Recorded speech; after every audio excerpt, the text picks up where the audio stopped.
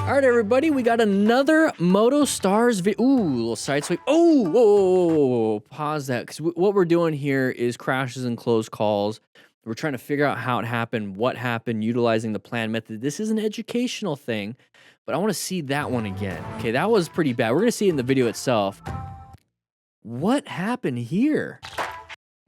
High impact. Not good. We're going to go over that one. That one looked pretty good. That one looked like it was at a track. That's where you want to practice.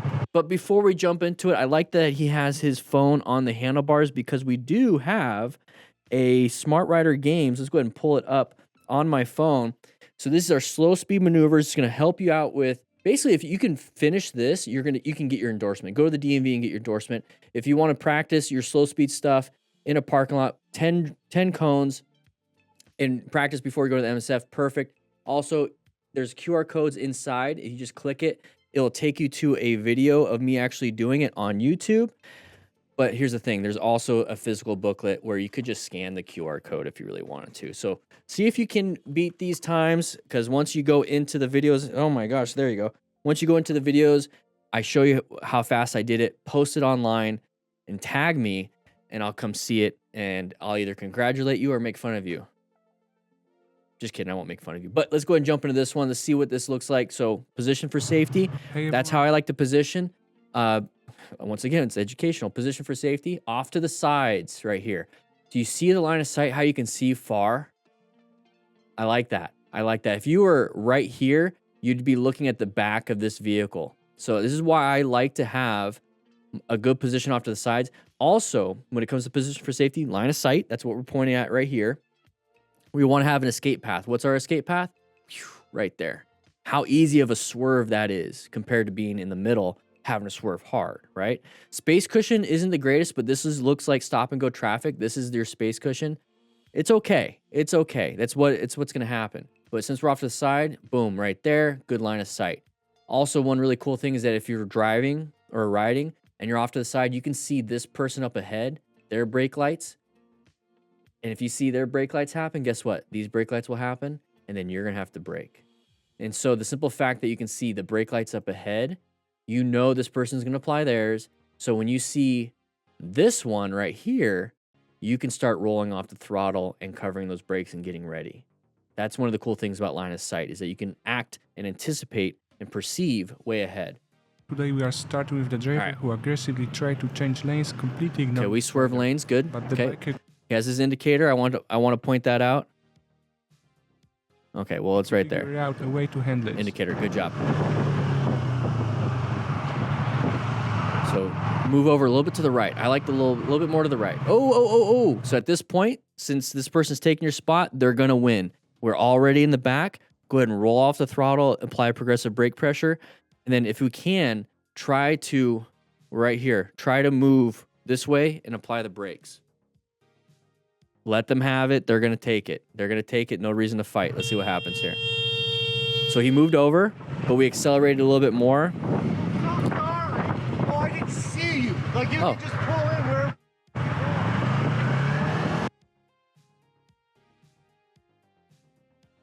When have you ever seen a driver do that?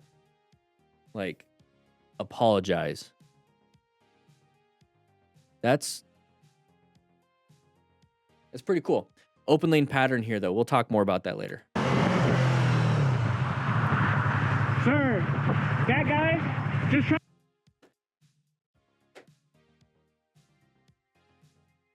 Now we're doing this. I'm going to skip it. I don't care anymore.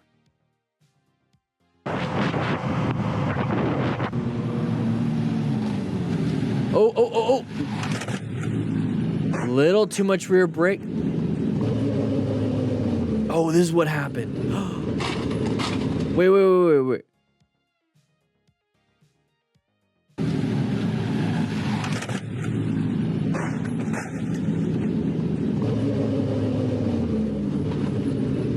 Is there a camera on the car?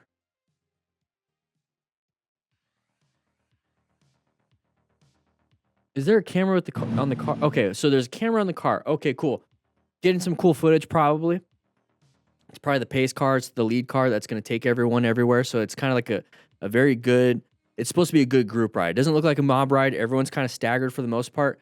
This person maybe not paying attention, but look at this. Look at the shadows. We're pointing out everything in this video, guys. Look at the shadows.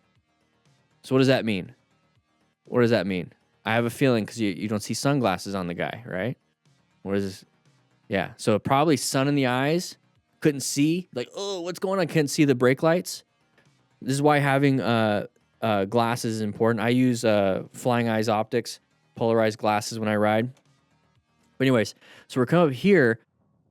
Last second. Oh crap! You see the? Oh, I want to like go back a little bit. I want you to see the shaking of that front tire. What do you think the shaking means? What was that shaking, guys? There's so much information in this one video. His ABS was kicking in, so we're applying a lot of front brake. So it's starting to like kick. It's like it's trying to not lock in and slide. It's like stopping, go, stopping, go, stopping, go, so it doesn't slide. That rear tire started losing traction. We're starting to fishtail, so that rear tire locked up. Okay.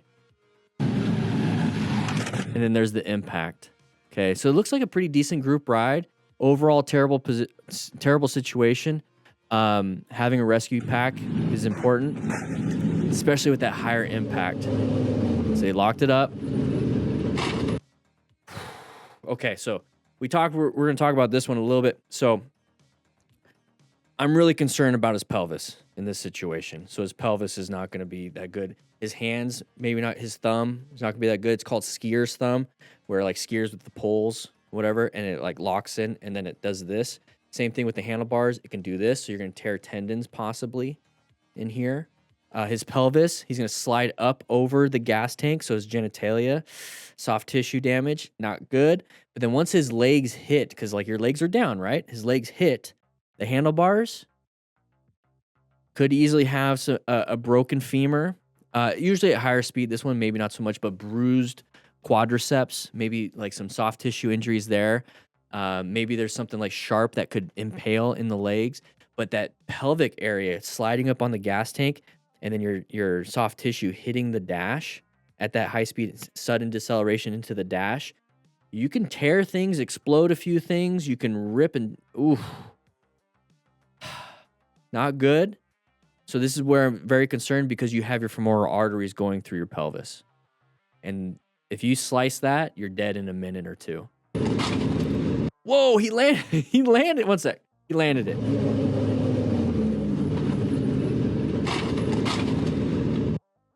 I think he jumped last second. Very good. He jumped last second. He's walking. Okay. But that's my concern. So the main thing here is pay attention so you don't do this. Pay attention. Okay?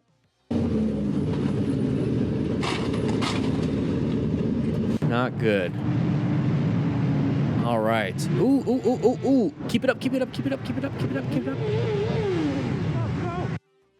Drivers don't pay attention when turning lanes. Now, what happened here, though? So, guess what? We talked a little bit about open lane pattern. This is an open lane pattern. It's just that the car does not want to be behind the motorcyclist, so switches lanes last second. See how he was catching up to the motorcyclist, so they did an emergency swerve. Maybe they weren't paying attention. Whatever it was, they switched lanes.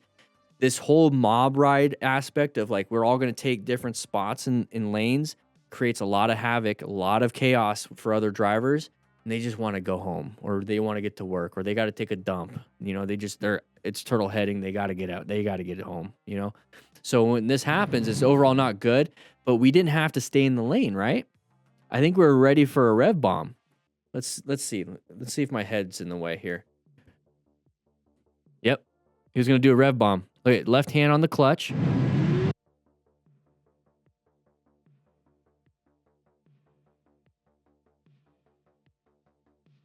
Rev bombing will not save you. You're pulling power away from your rear tire just to increase the RPMs and sound, which means you have no power to accelerate out. Swerving, you're going to do it slower. What are our emergency moves here? Emergency braking, emergency swerving, emergency acceleration. Nothing to involve a horn, rev bombing, making noise. Your way to get out of this situation is to swerve. Rev bombing it's not going to do anything. If you notice, the first reaction that this motorcyclist has is to rev bomb. That is called a training scar. So if you train and you figure out close calls and you're like, I got to go for the horn, I got to go for a rev bomb, and you practice that, and maybe it works for most of the time, right? Maybe it works. Maybe they do hear you. Cool. But what's the one time they don't? This is what happens the one time they don't. So you need to practice the actual maneuver that will get you into safety, into a new position for safety, because you located it, you assessed, you're going to have to navigate this new active threat to get yourself in a new position. The only thing that's going to help you and to control you, the only thing you have control is what you do. You can't control them. You're trying to control them with noise. Control yourself. Get yourself out of there. Swerve. Don't rev bomb, guys. Now you got to deal with this. Did you not see me? I was right there. So we talked about the open lane pattern, why he moved over. Wild. Okay, cool. That's why he did it. If someone did a lane. So that's why he did it. It was an open lane pattern. We should recognize those things. So that's the preemptive. And then if somebody does do something, we have to do the reactive and do the swerve. We can't control them doing the merging. We can control ourselves getting away. You don't turn into that.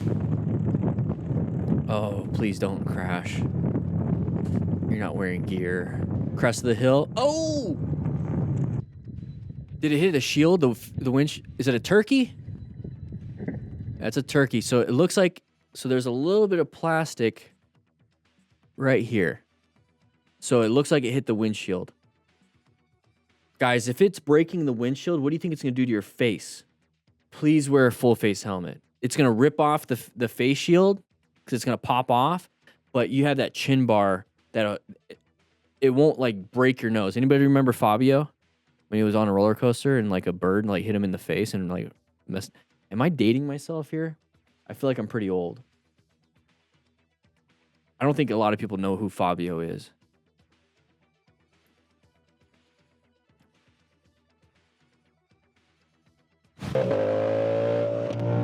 Here we have a rather costly mistake from the beginner rider who ended his ride in a... One sec. You guys don't know who Fabio is? I'm reading the chat. You guys don't know who Fabio is?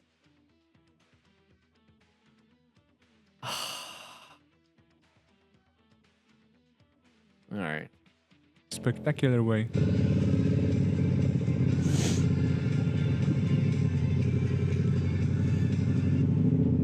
My mom used to read a lot of the books that had him on the cover. Oh, whoa, what happened? Okay, let's listen to the engine.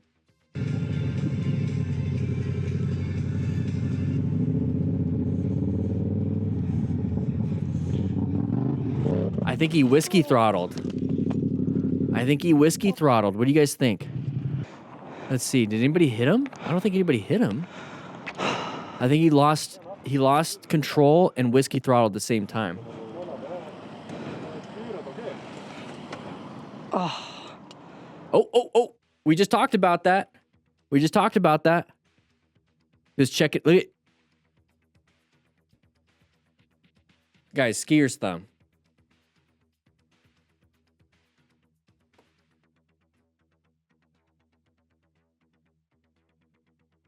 Right there.